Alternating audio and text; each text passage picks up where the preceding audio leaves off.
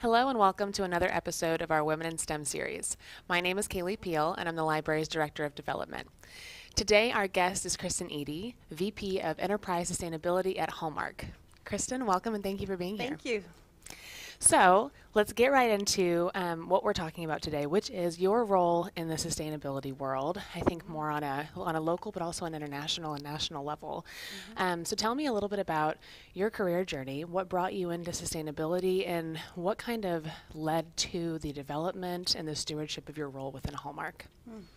Yeah, so my career in sustainability probably goes almost back to my childhood. So, as a child, I grew up by the Great Lakes, and so I saw a lot of beautiful water and nature and forests, and so it was in me to really want to take some active role to protect the environment, and I did that working with my school and my neighborhood to try to be more sustainable, even as a child. But ultimately, I went into, when I went to college, I went into an engineering role. And so my degree was in paper engineering. And I started to study really chemical engineering and mechanical engineering and how that applies to the paper industry. And ultimately, I came to Hallmark as a paper scientist. But I was in that role really only a few years. And then I started to really move into other roles. I did a lot of supply chain roles and applied my skills in different ways within supply chain. And then also even had a role a few years ago over in Asia where I worked in our Asia buying office to do global sourcing. And that's where I really started to thinking about the environmental impacts of our supply chain and our work there and how we could do even more.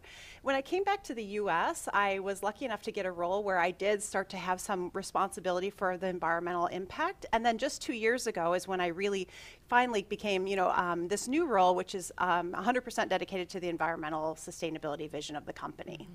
That's amazing. So that seems like it's linear, but it's kind of non-linear. I didn't even know a paper scientist, that role existed. So Yeah, right. the library often tries to, open up doors and kind of create different pathways for students in our region to understand different types of roles within STEM. It's really nice to hear that you could do various things, but it kind of all was leading to one direction. Exactly. So tell me a little bit about then what you do in your role now, and how has that opened doors for you, and what are kind of the next things you're looking forward to in your role? Yeah, so right now I lead our environmental vision for the company, and within Hallmark we have the Hallmark business, which people know about with the greeting cards and gift wrap and Christmas ornaments, but we also have the Crayola business. Okay. We have the Hallmark Media business, which is the Hallmark movies, and also Crown Center, which is the local entertainment and retail area here near our corporate headquarters in Kansas City. So in general, what I do is I lead the new vision, and so back in 2022 we elevated our vision on sustainability. We'd been working on sustainability for really decades, but we wanted to take a new approach, and we set an international target for greenhouse gas reduction with the Science-Based Target Initiative, which is an international nonprofit. And so we have been working on that, and our 4 areas of focus are really, the first one is product and content, so really redesigning the way we make products and the way we do movie production to make it more environmentally friendly. We're also focused on renewable energy as the second pillar, so really looking at renewable energy in our own facilities, but also working with our global supply chain to do that. And then thirdly is sustainable forestry. So we've certainly cared about the sustainable forestry of our paper and wood for a long time within our products, but we now have really just elevated that commitment, and we're focusing even on also the packaging, the shipping cartons, and all sorts of paper materials that we may use within our supply chain. And then the fourth is transportation. So just making sure we're not over shipping products or even going on unnecessary business travel in order to keep our greenhouse gas footprint down. That's awesome. So when it comes to, you're touching a lot of different things when you're kind of changing the way you do things and making it more sustainable. Have there been kind of aha moments or obstacles that you've really had to kind of navigate when changing each of those kind of pillars? Aha moment. I would say it's, sustainability is evolving even in the 2 years I've been in it, where it's becoming more and more rigorous on the data management side. So really ensuring the credibility and accuracy of a lot of data, and really having a lot of tracking mechanisms within your organization to ensure accurate compliance. So we even have now audits of our greenhouse gas footprint. So all of those things I would say are aha moment for me, where just with increased regulation globally around sustainability, just a lot more for need for data, analytics, and thinking in order to do an environmental career. And Hallmark's obviously a big name, a big company. You've got a lot of resources. What would you suggest if other, mid-sized or smaller companies in our region are trying to look to be more sustainable and intentional? What are some things that you would suggest they start to look toward? Yeah, so, in sustainability, there's something we call a materiality assessment, where you look at really where in the environment do you have the most impact as an organization. So for different companies, it can be different things. If you're were to be a food provider, it might be related to agriculture. If for Hallmark, it's related to paper and wood, right? Because we use a lot of that product.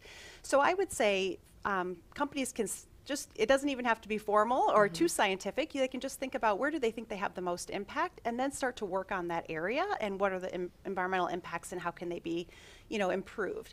And I would say a lot of companies start now with doing their greenhouse gas footprint, so they understand what are their emissions. And emissions are your own buildings, but they're also a vast array of indirect emissions that you have, which can be your supply chain, manufacturing products at external vendors. It can be business travel, even employees commuting to the office are included in your greenhouse gas footprint. So I think that's always a good first step for every organization now, is to do that analysis.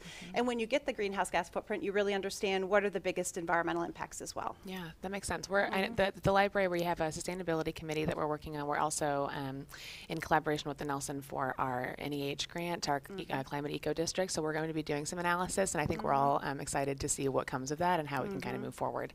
Thank you for sharing that. When it comes to you being a woman leader in this space, what has that looked like in the current industry you're in when it comes to sustainability? Are there a lot of women, and has that changed over time? If you were, connected to engineering, paper science, supply chain, where are women in those spaces, and how can we do a better job of getting more women there? I think in general, when I think back to my original paper science degree, there were about 10% women in the program, so there wasn't a lot of us. Certainly, we all just worked together as a team. But you think about, well, I'm not sure why that was exactly, right? But at that time, that was the case, and that's been about 20 years ago now. I just finished a sustainability degree now, a master's in sustainability. I would say probably 60% of the students are women. So I do see an evolution of more women joining STEM careers and doing STEM work. And so that's really exciting, right, to see that everyone's contributing. I think it's really important that people are following their passions, right? So there should be no roadblocks to anyone to follow their passion, because that's when we're going to be most creative and effective and do the most good for the world. And congratulations on getting your master's. That's Thank you. Really exciting. So Kristin, when we're talking about the next generation of workforce and preparing students for the jobs that they want to take on in the future, what would you want the next generation of STEM professionals to know? I guess to me, one thing I would love the next generation to know is that all STEM fields in general are great for people who are lifelong learners and like to constantly evolve their career. Innovation's always changing, science is always changing, and so to me, that's been one thing that's been an exciting part of my career, is that things are always changing. But also I think that those STEM skills that you may get in any program, they can be applied in many different ways. So, I came in as a paper scientist, but I've applied the same technical skills doing lean process improvement, in doing product safety, doing product quality processes, doing procurement. So I would say my STEM skills get applied in many different ways, and now in sustainability ways, right? So it's just getting those STEM skills. You don't need to even, what you got your degree in may not be where your career goes, and you can keep an open mind and really evolve that with those core technical STEM skills. And I think that's an important thing to note when students, I feel like a lot of times, students want to maintain flexibility. They might go into a career and not like it. It's okay if they don't like it. We can pivot, and you can still apply those skills to different things. Exactly. They're transferable. So I think that core technical skill set you may develop in your STEM training around problem solving, process improvement, efficiency mindedness, that can be applied in so many ways in businesses. No, that's super valuable. Thanks for sharing that. Yeah. So my last question would be, what are you, as a woman in science, a woman in sustainability, what are you excited about in the next 5 to 10 years? Both, it could be a regional thing, it could be an international thing, a global thing. I would just say I feel that the momentum's picking up on sustainability. When you look out at the say sustainability jobs. There's more and more sustainability jobs being posted. Part of that is because of the increased need for data analysis and understanding. So we need more people with those skill sets to come into sustainability. But I think there's just a lot of growth on the global scale around sustainability initiatives. So I think that's really exciting. And I think that more and more people are getting involved. Now there's sustainability degrees, right? So I think that's really a big positive for the future. I totally agree. Thank you for your time, Kristin. Thank you.